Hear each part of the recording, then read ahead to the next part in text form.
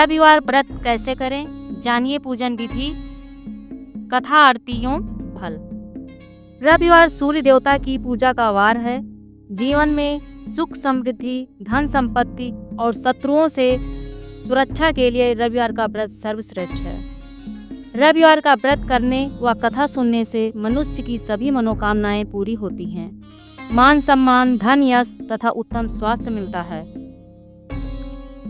सूर्य का व्रत 1 वर्ष या 30 रविवारों तक अथवा 12 रविवारों तक करना चाहिए।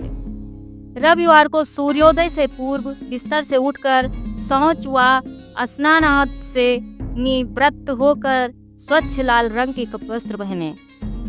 तत्पश्चात घर के ही किसी पवित्र स्थान पर भगवान सूर्य की स्वर्ण निर्मित मूर्ति व चित्र स्थापित करें। इसके बाद विधि विधान से गंध पुष्पादि से भगवान सूर्य का पूजन करें। पूजन के बाद व्रत कथा सुनें। व्रत कथा सुनने के बाद आरती करें। तत्पश्चात सूर्य भगवान का स्मरण करते हुए ओम होम ह्रीं होम सह सूर्याय नमः इस मंत्र का 12 या 5 अथवा 3 माला जप करें।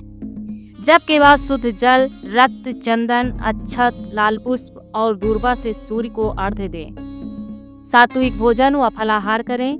भोजन में गेहूं की रोटी, दलिया, दूध, दही, घी और चीनी खाएं। रविवार के दिन नमक नहीं खाएं। आइए भक्तों, रविवार व्रत की पौराणिक कथा सुनते हैं। प्राचीन काल में एक बुढ़िया रहती थी। वह नियमित रूप से रविवार का व्रत करती। रविवार के दिन सूर्योदय से पहले उठकर बुढ़िया स्नानादि से निवृत्त होकर आंगन को गोबर से लीपकर स्वच्छ करती। उसके बाद सूर्य भगवान की पूजा करते हुए रविवार व्रत कथा सुनकर सूर्य भगवान का भोग लगाकर दिन में एक समय भोजन करती। सूर्य भगवान की अनुकंपा से बुढ़िया को किसी प्रकार की चिंता एवं कष्ट नहीं था। धीरे धीरे उसका घर धन धान से भर रहा था। उस बुढ़िया को सुखी होते देख उसकी पड़ोसन उससे जलने लगी। बुढ़िया ने कोई गाय नहीं पाल रखी थी, अतः वह अपनी पड़ोसन के आंगन में बंधी गाय का गोबर लाती थी। पड़ोसन ने कुछ सोचकर अपनी गाय को घर के भीतर बांध दिया।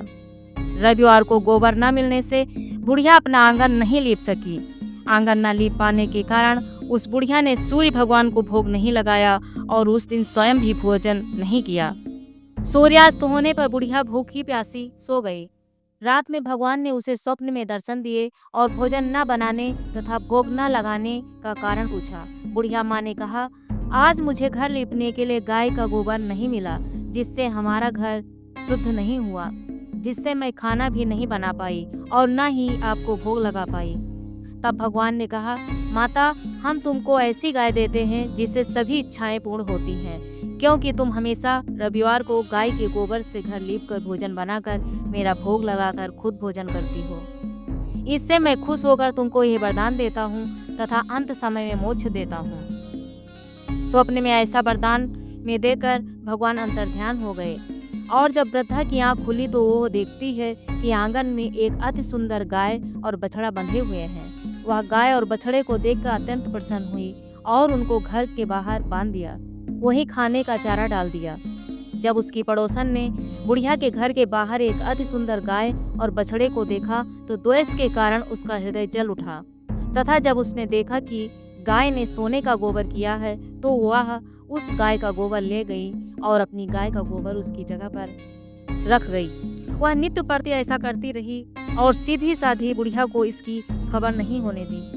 तब सर्वव्यापी ईश्वर ने सोचा कि चालाक पड़ोसन के कर्म से बुढ़िया ठगी जा रही है। भगवान ने संध्या के समय अपनी माया से बड़े जोर की आंधी चला दी।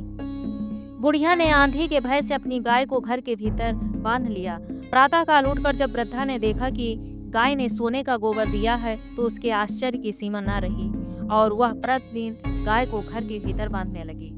उस बुढ़िया के धनी होने से पड़ोसन बुरी तरह जल भूनकर राख हो गई और उसने अपने पति को समझा बुझाकर उसे नगर के राजा के पास भेज दिया। उस देश के राजा की सभा में जाकर कहा, महाराज, मेरे पड़ोस में एक वृद्धा के पास ऐसी गाय है जो आप जैसे राजाओं के ही योग्य है।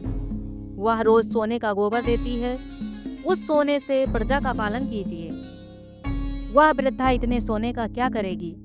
राजा ने यह बात सुन अपने दूतों को वृद्धा के घर से गाय लाने की आज्ञा दी। वृद्धा प्रातः ईश्वर का भोग लगा भोजन ग्रहण करने ही जा रही थी कि राजा के कर्मचारी गाय खोल कर ले गए। वृद्धा काफी रोई चिल्लाई, किंतु कर्मचारियों के समक्ष कोई क्या करता। उस दिन वृद्धा गाय के वियोग में भोजन न खा सकी और रात भर रो रो कर ईश्वर से गाय को पुनः पाने की प्रार्थना करती रही। उधर राजा गाय को देखकर बहुत प्रसन्न हुआ, लेकिन सुबह जैसे ही वो उठा सारा महल गोबर से भरा दिखाई देने लगा। राजा यह देखकर घबरा गया। भगवान ने रात में राजा से स्वप्न में कहा, राजा, गाय वृद्धा को लौटाने में ही तेरा भला है। उसके रविवार के व्रत से प्रसन्न होकर मैंने उसे गाय दी थी। प्रातः होते ही राजा ने वृद्धा को बुलाकर बहुत से धन के साथ सम्मान सहित गाय व बछड़ा लौटा दिया। उसकी पड़ोसन को बुलाकर उचित दंड दिया गया। इतना करने के बाद राजा के महल से गंदगी दूर हो गई। उसी दिन से राजा ने नगर निवासियों को आदेश दिया कि राज्य की तथा अपनी समस्त मनोकामनाओं की पूर्ति के लिए रविवार का व्रत करो। व्रत करने से नगर के लोग सुखी जीवन व्यतीत करने लगे। कोई भी बीमारी था प्रकृति का प्रकोप उस नगर पर नहीं होता था। सारी प्रजा सुख से रहने लगी।